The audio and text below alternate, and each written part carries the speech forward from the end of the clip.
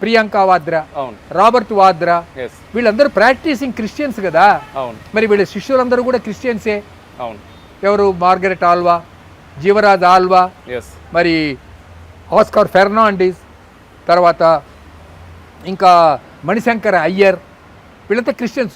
P Chidambaram, Karti Chidambaram, all are Christians. Okay. So for all practical purposes Congress is a party of Christians. Okay.